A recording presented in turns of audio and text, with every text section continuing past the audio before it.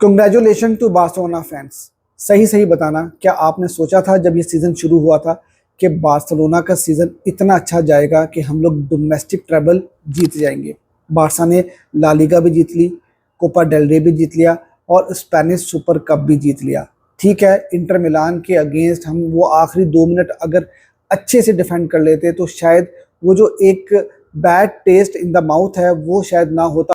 लेकिन फिर वही बात है कि जब ये सीजन स्टार्ट हुआ था तो हमने ये सब एक्सपेक्ट नहीं किया था। टू बी वेरी ऑनेस्ट, मेरी एक्सपेक्टेशन ये थी कि बार्सिलोना अगर ला लीगा जीत जाती है और चैंपियंस लीग के सेमीफाइनल तक आ जाती है तो मेरे लिए ये सीजन बहुत अच्छा सीजन होगा। लेकिन हम लोगों ने इस सीजन में डोमेस्टिक ट्रैवल जो है वो कंप्लीट किया, तो ये एक बहुत बड़ी अचीवमेंट है बार्सिलोना की। और इस सब का क्रेडिट हैंसी फ्लिक को जाता है, हैंसी फ्लिक को भी जाता है, टीम मैनेजमेंट को भी जाता है और लापोर्ता को भी जाता है। देखो, लापोर्ता को हमने बहुत ज़्यादा रगड़ा लगाया, लापोर्ता को हम लोगों ने बहुत ज़्यादा क्रिटिसाइज़ किया जो फाइनेंशियल मैस है उसके लिए। और मेसी के जाने के बाद से जो है वो फाइनेंशियली चीज़ें ठीक नहीं हो पाई। मेसी का जाना भी जो है हम कहीं ना कहीं लापोर्ता को ब्लेम करते हैं।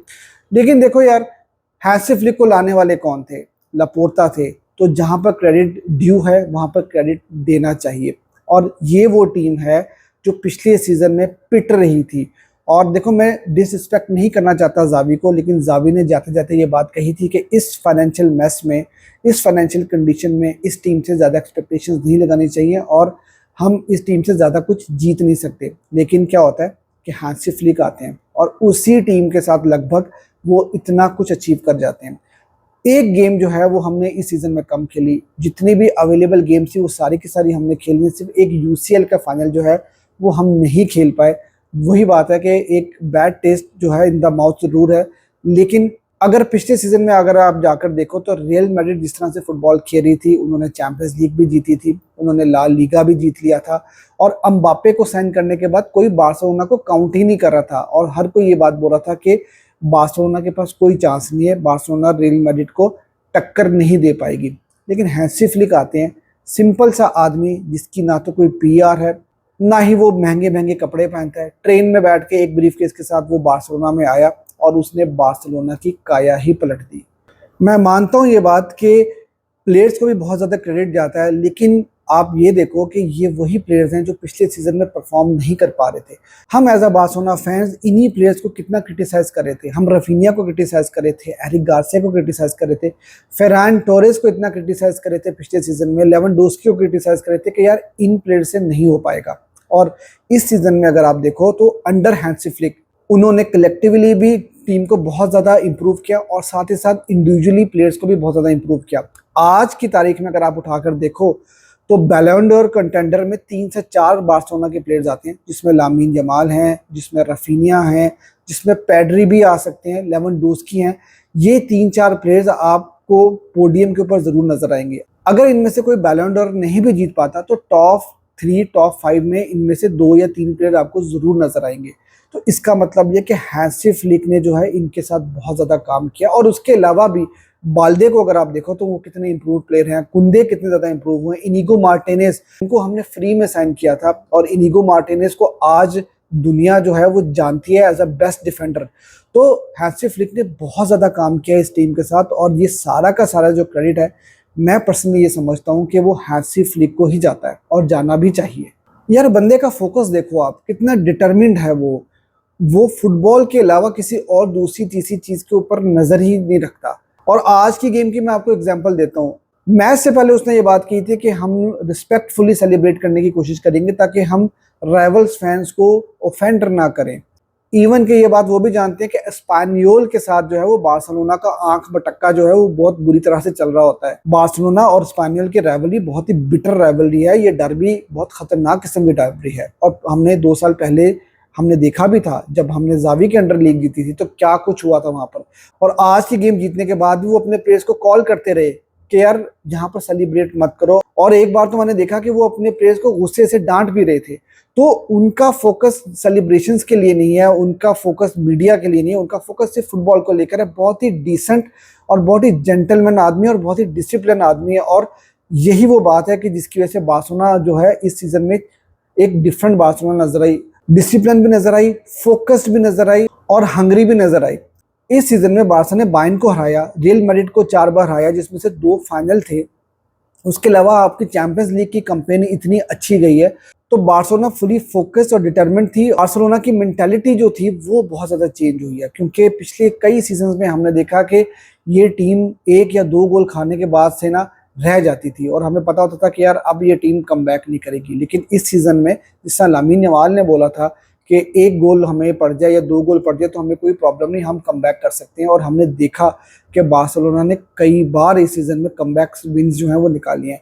तो यार congratulation again to all Barcelona fans, we all deserve this. Specially जो पिछला सीज़न हमारा इतना डिजास्टरस सीज़न रहा था, उसके बाद से यार इस सीज़न में जो है वो बहुत मज़ा आया। स्पेशली मुझे आप लोगों के साथ बहुत मज़ा आया। छोटी सी कम्युनिटी है मेरी, थोड़े से लोग मुझे देखते हैं, लेकिन जो भी देखते हैं वो बड़े दिल के साथ देखते हैं, तो मुझे बहुत मज़ा आया। और थोड़ी सी बात मैं गेम के हवाले से करूँगा कि यार आज का गेम जो था वो आपको पता है, जैसे मैंने बताया कि डर्बी थी, खतरनाक वाली डर्बी थी। और ऑलरेडी जो है इस सिनेरियो में हम 2 सीज़न पहले जा चुके थे और मारामारी वाली गेम होनी थी और हुई भी, हमने देखा भी। पहला हाफ इतना ज़्यादा अच्छा नहीं था बार्सिलोना का, और बार्सिलोना जो है वो स्ट्रगल करती हुई नज़र आ रही थी। आज जो हमारी लाइनअप खेली थी वहाँ पर डिफेंस में काफ़ी सारी चेंजेस थी। आज कुबार्सी और इनिगो मार्टिनेज ने स्टार्ट नहीं किया था और डिफेंस में इसी वजह से हम लोग खुलते हुए भी नजर आ रहे थे। अरोहो और क्रिस्टियनसन सेंटर बैक पे आपको नजर आए, लेफ्ट बैक पे जेरार्ड मार्टिन थे और राइट पे एरिक गार्सिया थे। और आपने देखा कि आज हमने हाईलाइन जब खेली तो उस हाईलाइन को हम लोग अच्छे से मेंटेन नहीं कर पा रहे थे, ऑफसाइड ट्रैप हम नहीं बना पा रहे थे जिस तरह से इनिगो मार्टिनेज और कुबार्सी बनाते हैं। और कई चांसेस जो हैं वो निकाले थे स्पानियोल ने और 1-on-1 सिचुएशन में वो आ गए थे। 1-2 सेव्स बहुत अच्छे किए शेज़नी ने और कुछ चांसेस स्पानियोल ने मिस भी कर दिए थे।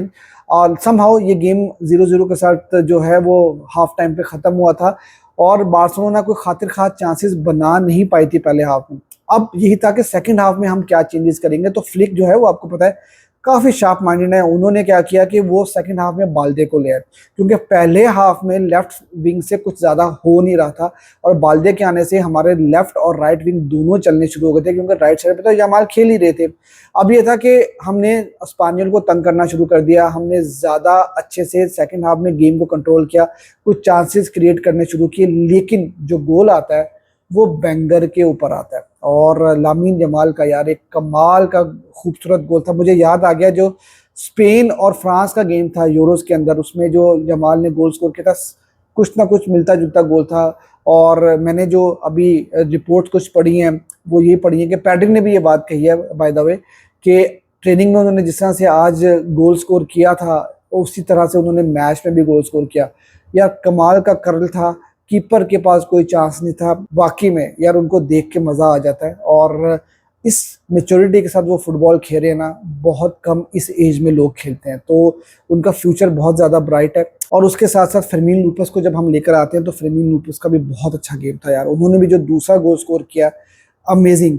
अब प्लेयर पे प्लेयर अगर हम बात करें ना तो यार क्रिस्टियनसन की बहुत अच्छी गेम थी, शेज़नी की बहुत अच्छी गेम थी, अरोहो जो है वो मतलब वही बात है कि यार ऑफसाइड ट्रैप नहीं बना पा रहे प्रॉपर्ली। एरिक गार्सिया का बहुत डिसेंट गेम था। जेरार्ड मार्टिन यार ऑफ कोर्स हम उनको बाल्दे के साथ कंपेयर करते हैं तो बाल्दे जैसी परफॉर्मेंस तो हम उनसे एक्सपेक्ट नहीं करते, लेकिन ये था कि ठीक गेम था उनका। और उसके बाद पैड्री फिर उसी तरह से वो गेम को कंट्रोल कर रहे थे। फ्रैंकी डियोंग थोड़े स्लो नज़र आए थे। डैनी ओल्मो का भी गेम थोड़ा सा ऑफ था। आज की गेम में जिस तरह से कॉम्पैक्ट डिफेंडिंग स्पेनियोल कर रही थी, जिस तरह से स्पेनियोल जो है वो स्पेसेस नहीं दे रहे थे, तो यहाँ पर डैनी ओल्मो का बहुत इंपॉर्टेंट रोल हो सकता था, लेकिन वो इतनी अच्छा नहीं कर पाए। और लेवेंडोस्की का गेम बहुत ऑफ था यार आज, क्योंकि उनका जो फर्स्ट टच बहुत ख़राब थे, उनका लिंकअप प्ले बिल्कुल नहीं बन रहा था। एक चांस भी ऐसा फर्स्ट हाफ में बना था जहाँ पर वो खुद शॉट लेने के लिए चले गए, वो लामीन को पास करा सकते थे, उन्होंने पास नहीं करा, थोड़े सेल्फिश हो गए थे, तो उनका गेम भी काफ़ी ऑफ था। बार्सा को मेरे ख्याल में अगर अगले सीज़न में आपको यूसीएल के लिए जाना है ना तो आपको अपने गोलकीपर की साइनिंग करनी होगी और आपको स्ट्राइकर जरूर लेकर आना होगा। और रफीनिया उनका गेम भी थोड़ा सा आज ऑफ था। बाय द वे जो भी है यार, जैसा भी है सीज़न जो है वो अब ख़त्म हो गया है। हमने जो ट्रॉफीज़ अवेलेबल थी डोमेस्टिकली वो सारी की सारी जीत ली हैं और मैं यही कहूँगा कि यार congratulation to all Barcelona fans और बहुत मज़ा आया यार आप लोगों के साथ ये सीज़न कवर करके। अभी 2 गेम्स बाकी हैं, लेकिन ऑफ कोर्स अब उन 2 गेम्स की कोई इतनी वैल्यू तो नहीं है, और अब हम मेरे ख्याल से अगली 2 गेम्स में जो है वो अपनी बेंच स्ट्रेंथ को जो है टेस्ट करेंगे और यंगस्टर्स को चांस देंगे। अब ट्रांसफर विंडो के ऊपर बार्सिलोना को फोकस करना होगा और बार्सिलोना को आने वाले सीजन के लिए तैयारी करनी होगी। Again congratulation to all Barcelona fans, visca Barca.